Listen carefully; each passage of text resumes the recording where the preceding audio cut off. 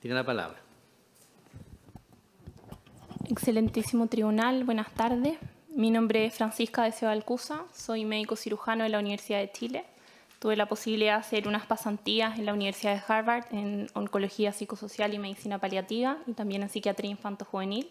Soy especialista en psiquiatría de adulto, también de la Universidad de Chile. Trabajé como académico de esa misma institución, primero en la Escuela de Medicina y posteriormente en la Clínica Psiquiátrica de la Universidad de Chile, donde fui coordinadora de posgrado. Me he dedicado hace más de 3 años, a partir de la discusión de este proyecto de ley, de estudiar las implicancias en salud mental del aborto. Y me parece que es tremendamente relevante que como psiquiatras nos hagamos presentes en esta discusión, ya que en 2 de estas 3 causales que se están discutiendo se hace alusión a motivos de salud mental. Yo sé que el tema que se está discutiendo es tremendamente complejo y tremendamente delicado, y sé que despierta muchas pasiones, y aun cuando tengo profundo respeto por las diferentes religiones, me parece que es fundamental que no discutamos esto ni en base a supuestos religiosos, ni a prejuicios, ni a creencias personales. Creo que es clave que si queremos llegar a consensos que sean racionales, lo hagamos en función a la lógica y por sobre todo en base a aquellos principios universales que nos competen a todos, como por ejemplo la compasión y el cuidado por el ser humano en general. En Chile hay alrededor de 250.000 embarazos anuales. El Ejecutivo ha presentado un proyecto de ley que busca que en 3 causales muy específicas la mujer pueda elegir si quiere o no continuar con su embarazo. Estas 3 causales en su conjunto, según las cifras epidemiológicas nacionales, representarían alrededor del 1% de este total de embarazo, es decir, estamos hablando de alrededor de 2.500 mujeres todos los años. En este contexto, entonces, creo que es de enorme trascendencia aclarar ciertos puntos. El primero de estos puntos es que este proyecto de ley no se trata de la libertad de la mujer sobre decidir lo que ocurre en su cuerpo.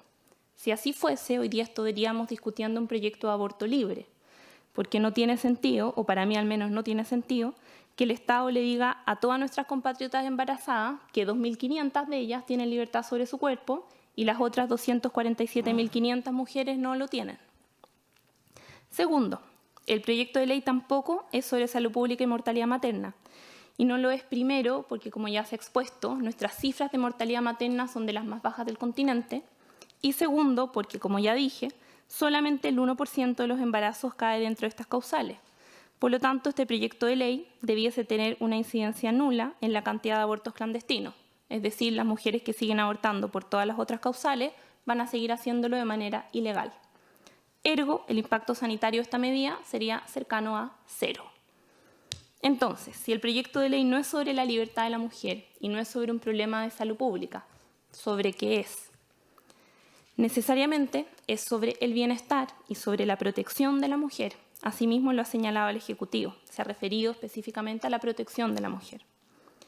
Este proyecto de ley no desconoce que el derecho a la vida de ese ser humano en gestación está garantizado en la Constitución, sino que dice que reconociendo la dignidad y el derecho a la vida del que está por nacer en términos generales, en estos casos muy específicos vamos a hacer una excepción porque estamos buscando algo que consideramos ser un bien superior, es decir, la protección de la vida de la mujer, porque de una u otra forma creemos que mantener ese embarazo sería para la mujer un daño y creemos que en cambio otorgarle el derecho al aborto presentaría algún grado de beneficio. Si no tuviésemos la convicción de que el aborto le brindará algún tipo de beneficio a estas mujeres, entonces claramente este proyecto de ley no existiría. Si otras fuesen tal vez las motivaciones, estaríamos legislando aborto libre. Creo que la mayoría de nosotros debiese estar de acuerdo con eso. La conclusión obvia, por lo tanto, de este ejercicio es que tenemos que ver con muchísima objetividad si efectivamente el aborto en estas causales va a traer un beneficio tal que justifique hacer una excepción al principio de protección de la vida del que está por nacer, consagrado en la Constitución.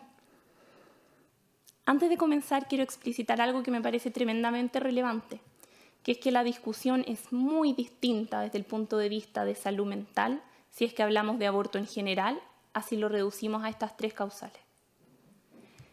Yo sé que ayer ustedes tuvieron la posibilidad de escuchar a una psicóloga que viajó desde California a presentarles los resultados de un estudio, bien famoso, el estudio Turnaway. Creo que hablar de este estudio sería bastante interesante si queremos hablar de aborto libre. Sin embargo, me parece impresentable que se traiga este estudio a colación al momento de discutir el proyecto de ley en 3 causales, y por un motivo bastante simple. Tengo esta bibliografía enviada, ustedes la tienen.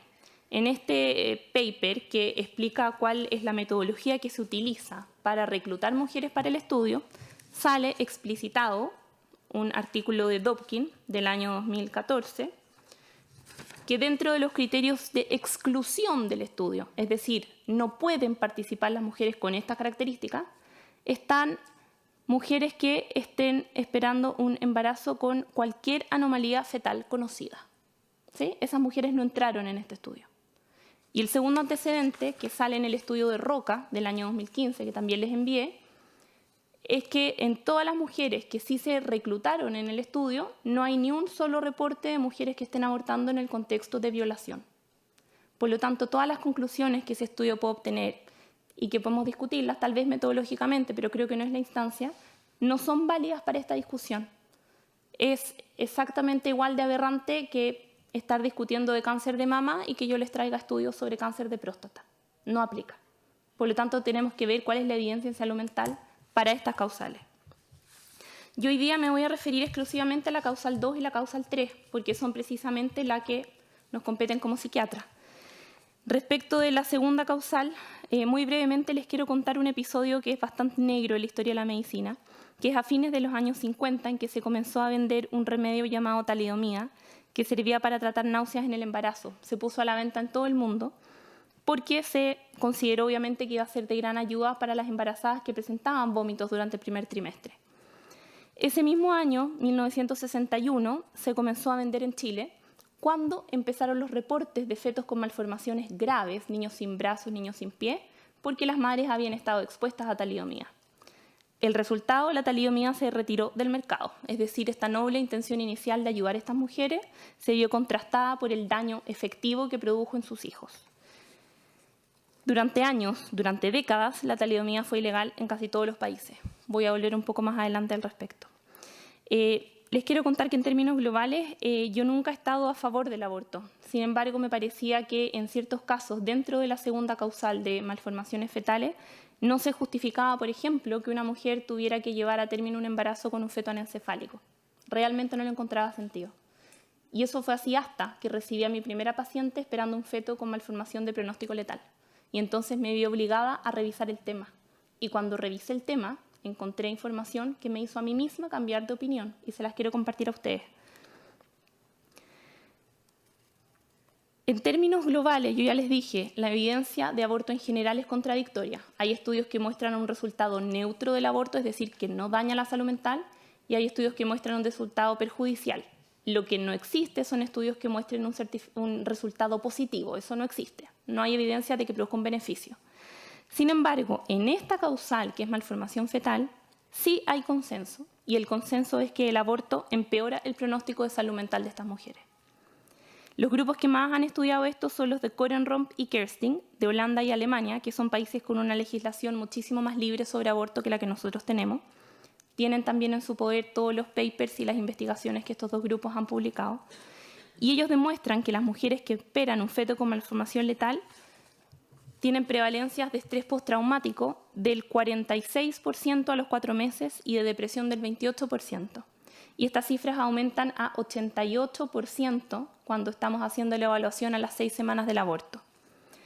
Si ustedes revisan todos los trabajos que yo les envié, se van a dar cuenta que todos reconocen que malformación fetal es un factor de mal pronóstico al abortar.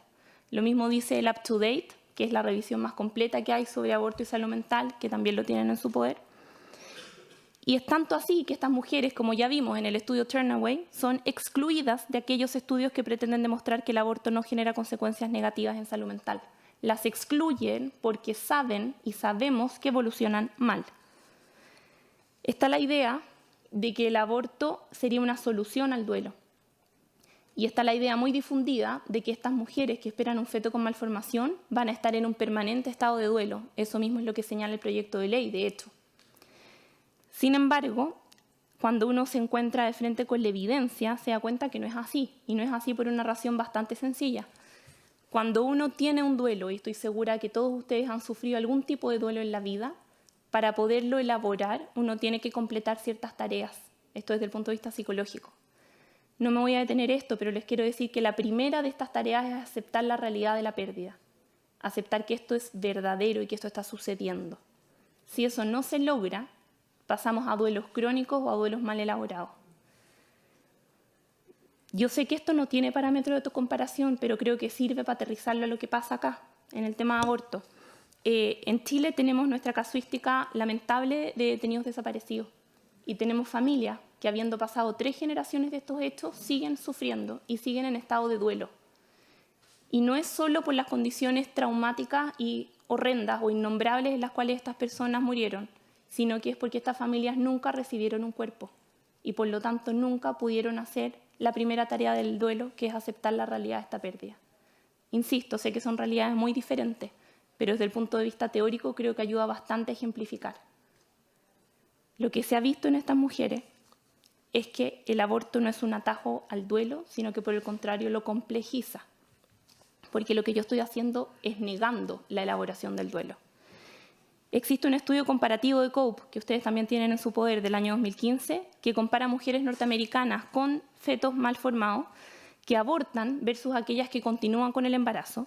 Y ojo, que este grupo que continúa con el embarazo no recibe ningún tipo de intervención psicológica de por medio, nada, simplemente continuar por el embarazo. Y lo que ellos concluyen es que aquellas mujeres que continúan con el embarazo en lugar de abortar tienen un beneficio psíquico, es decir, les va mejor psíquicamente. Y ahora, ¿qué pasa si en lugar de ofrecer aborto, que ya sabemos que es malo, o continuar con el embarazo a capela, que ya sabemos que es menos malo, les ofrecemos acompañamiento? Y no hablo de acompañamiento como un parche ni como una medida accesoria, sino como acompañamiento como una terapia única y una terapia real. Y acá tenemos una casuística de nuestro propio medio, que es el Grupo Acompañares de la Universidad Católica. Ellos llevan varios años acompañando a mujeres en esta circunstancia y ellos presentaron los resultados de su trabajo con una 20 de mujeres el año pasado en México, en el Congreso Latinoamericano de Cuidados Paliativos. Yo les quiero recordar las cifras que les di hace un rato. Con aborto, 46% de estrés postraumático, 28% de depresión. ¿Cuáles fueron las cifras que obtuvo este grupo solo con acompañamiento? Estrés postraumático, 0%. Depresión, 0%. 0%. Versus 46 y 28%. Y este grupo además aplica una escala de crecimiento postraumático. Es decir, evalúan a estas mujeres después de este suceso, que sigue siendo terrible, y ven no solo si no quedaron con enfermedad psiquiátrica, sino que además evalúa si hubo algún grado de crecimiento o algún grado de ganancia psíquica después de este evento.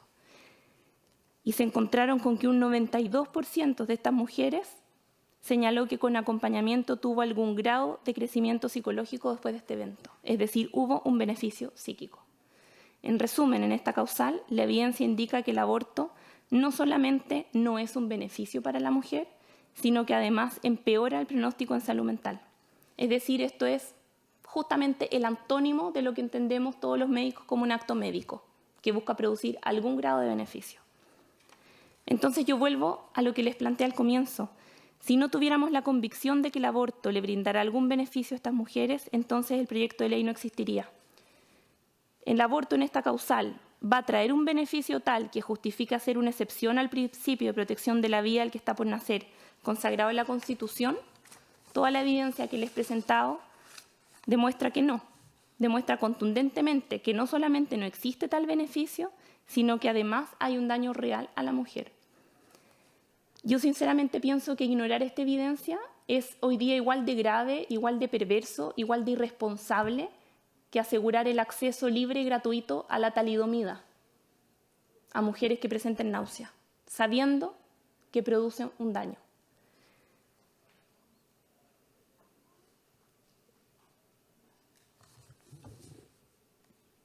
Ayer, en este mismo tribunal, una de las expositoras mencionó que las mujeres que esperaban un feto con malformaciones eran ataúdes vivientes. Les quiero contar que he tenido la oportunidad de acompañar personalmente a varias de estas mujeres y que ni una de ellas es un ataúd viviente. Puedo dar fe de que son mujeres y son madres que están sumidas en un dolor profundo de tener que lidiar con un diagnóstico letal de un hijo. Y me parece que ofrecerles el aborto no las ayuda absolutamente en nada. Y me llama la atención que no venga ni un psiquiatra de la contraparte a argumentar lo contrario. Y eso es básicamente porque la evidencia es la que les estoy presentando y no hay más. Si ustedes quieren contraargumentarlo de otra manera, no va a poder ser con cifras psiquiátricas, porque sabemos que estas mujeres evolucionan mal. Tengo una duda. Dice que tengo 4 minutos 45. Tenía entendido que vengo por 3 organizaciones, entonces deberían ser 10 más que eso. Lo que pasa es que la Fundación Música, Historia y Patrimonio que usted comparece también lo usó el doctor que puso en la mañana, Enrique. Es que no vengo por esa asociación, vengo por Maternitas. Ah, entonces no hay problema. ¿Sí? Sí. ¿Me puedo extender los 10 minutos restantes? Sí. Muchas gracias. Lo que teníamos acá era eso. El siguiente tema, entonces, del que voy afortunadamente a alcanzar a hablar, es embarazo en el contexto de violación. En el up-to-date que yo les envié del tema aborto y salud mental, se reconoce que existen factores de mal pronóstico psiquiátrico tras un aborto. Se los voy a leer. Son 6. Primero, trastornos mentales previos al aborto. Segundo, bajo apoyo social. Tercero, violencia y victimización, especialmente cuando esta viene de la pareja. Cuarto, actitudes hacia el aborto. Quinto, tamaño familiar, es decir, es peor el pronóstico si la mujer tiene menos hijos. Y sexto, aborto por malformaciones fetales, que esto creo que ya lo dejé bastante claro. Me quiero dedicar, por lo tanto, ahora a la causal de violación. El proyecto de ley en sus objetivos explicita sobre la tercera causal que el trauma de la violencia sexual no puede ser agravado por el Estado, obligando siempre y en toda circunstancia a mantener el embarazo contra la voluntad de la mujer. Entonces creo que es bastante importante aclarar ciertos errores conceptuales. El primero de ellos es que el proyecto de ley asume que aquello que agrava el trauma psíquico es el embarazo en sí mismo en el caso de una violación. Les quiero contar muy brevemente que cuando se produce un trastorno de estrés postraumático, esto se genera a partir de un evento traumático que puede ser diverso, me voy a circunscribir hoy día a violación, y este evento traumático se almacena en el sistema límbico de una manera particular, es lo que conocemos como memoria traumática. Lo importante de esto es que la gravedad que adquiera este cuadro, la gravedad que adquiere este estrés postraumático, se ha visto que no depende en absoluto de cuáles sean las consecuencias del trauma, ya sea una agresión física constante, una lesión o un embarazo. Los factores que se han estudiado y que se sabe que influyen son 2. El primero de ellos es la salud mental previa al evento traumático y el segundo es el apoyo psicológico inmediato, es decir, lo que conocemos como primeros auxilios psíquicos. Por lo tanto, tiene mucho más impacto la reacción inmediata de apoyo del grupo familiar y la comunidad después del evento violento, y ahí es donde debiésemos centrar los esfuerzos, más que en tratar de evitar el trauma psíquico en mujeres que han sido embarazadas producto de una violación, mediante el aborto. El segundo error es que el proyecto de ley considera el aborto como una especie de tratamiento para el trauma psíquico en los casos de violación, lo cual es bastante aberrante. Yo les quiero contar que no existe ninguna publicación científica, ninguna, ni tampoco ningún libro o manual de psiquiatría que indique que el tratamiento para el trauma de una violación es el aborto. Eso no existe. Es más, sí existen bastantes reportes de grupos de Reardon, por ejemplo, en Estados Unidos, que han sido cuestionados por otros motivos, que muestran que estas mujeres suelen arrepentirse bastante después de haberse realizado un aborto. Y sabemos, por otro lado, que sí existen terapias efectivas para el tratamiento del trauma psíquico, como la EMDR o la terapia de exposición prolongada, que lo que hacen precisamente es reconfigurar de buena manera este evento traumático que fue almacenado de mala forma en el sistema límbico. Por lo tanto, el verdadero tratamiento de este trauma psíquico está muy lejos de centrarse en eliminar o en esconder las consecuencias del evento violento, como el caso del embarazo.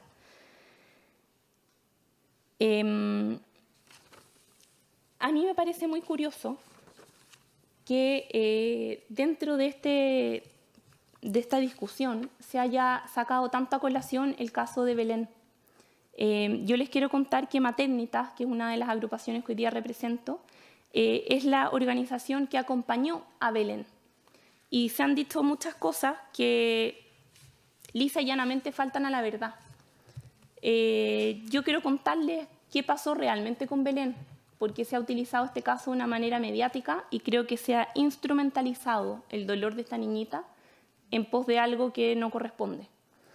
Belén era una niñita que vivía de lunes a viernes con su abuela. Los fines de semana vivía con su mamá, cuyo marido había muerto hace varios años cuando Belén era pequeña y se había vuelto a emparejar con el padrastro de Belén. Belén fue abusada durante el verano, durante un mes que estuvo de vacaciones con su mamá y con este padrastro. Cuando ella volvió al año escolar, la abuela se dio cuenta de que no le llegaban las reglas y había comenzado sus menstruaciones hace muy poco. Por lo tanto, esta abuela extrañada la llevó al consultorio. En el consultorio la evaluó la matrona la llevó a una sala aparte y le dijo: su nieta está embarazada. Cuando le explicaron a Belén que estaba embarazada con 11 años y medio, ella ni siquiera entendió de qué se trataba. Tampoco entendió por qué. Porque el caso es tan perverso y tan sórdido que este padrastro que abusó de ella lo hizo de tal manera que ella lo consideró como una demostración de afecto. Le tuvieron que explicar después que eso constituía una violación y que eso no era una demostración de cariño. Ella ni siquiera lo había entendido.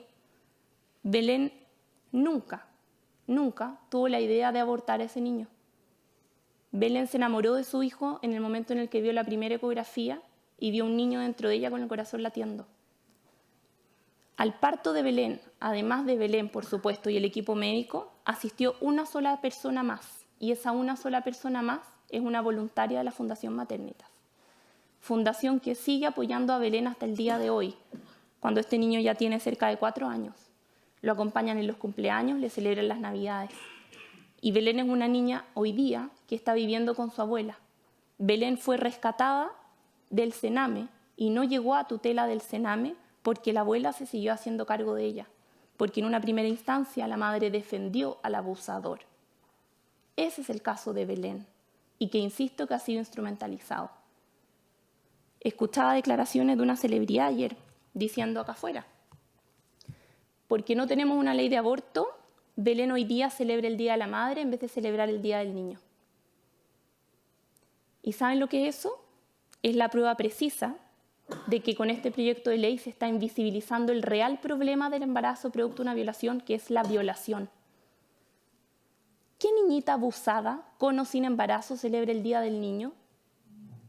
¿Qué niñita abusada va a estar feliz de celebrar un Día del Niño?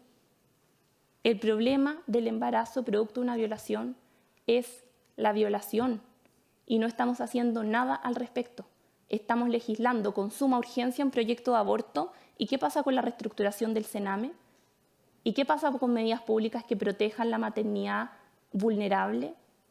Desde el punto de vista psiquiátrico, se ha visto que una de las intervenciones más importantes para prevenir patologías de salud mental en la población general son las intervenciones que se realizan en el periodo inicial de la vida. Y estamos haciendo todo lo contrario. Estamos invisibilizando el problema real. Y se los voy a decir de una manera que yo sé que choca mucho. Pero con el proyecto de ley que se está proponiendo el día de hoy, ¿saben lo que hubiera pasado con Belén? Belén hubiese llegado a hacerse un aborto, no porque ella hubiera querido. Como están las cosas hoy día, el abusador de Belén junto a la madre de Belén la pudieron haber llevado ellos mismos de la mano a abortar.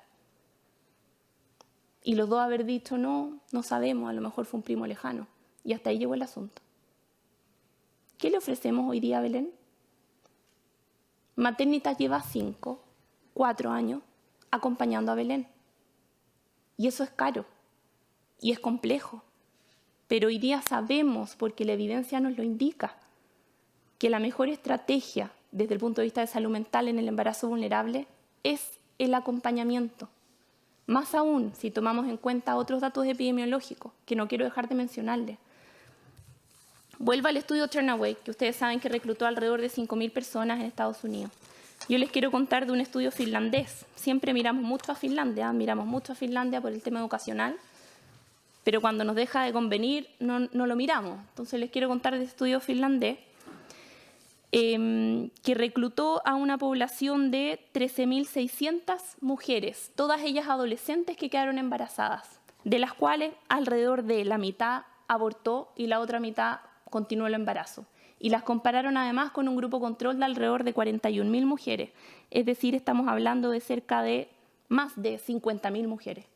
Y un estudio que las siguió desde el año 87-88 hasta el año 2013, las siguieron por décadas. Y este estudio, de más de 50.000 mujeres, demuestra que el embarazo adolescente per se aumenta el riesgo de muerte por cualquier causa, por accidentes, por suicidio o por alcoholismo. Sin embargo, si ustedes dividen a las mujeres que abortan versus a las que continúan el embarazo y hacen algo que es muy importante, que es aislar todas las otras variables confundentes, es decir, analizar la variable por sí sola, se dan cuenta que aquellas mujeres que abortan tienen el doble de riesgo de morir por un suicidio que las mismas adolescentes embarazadas que no abortan.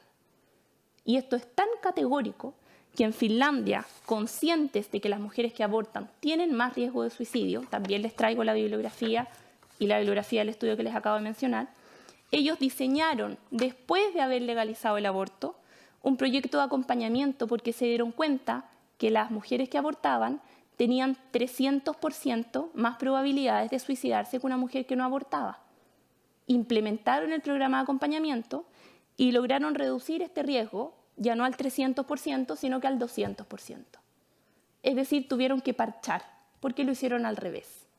Hoy día tenemos la posibilidad única de hacerlo bien. Si nosotros realmente queremos proteger a la mujer, si realmente queremos ayudar a estas mujeres, lo que deberíamos estar haciendo es garantizando un programa completo de acompañamiento, no de 1 año ni de 2 años, de todo lo que sea necesario, que sea gratuito, que esté garantizado y que sea de calidad. Muchas gracias, eso es todo lo que les quería contar hoy día. Gracias a usted.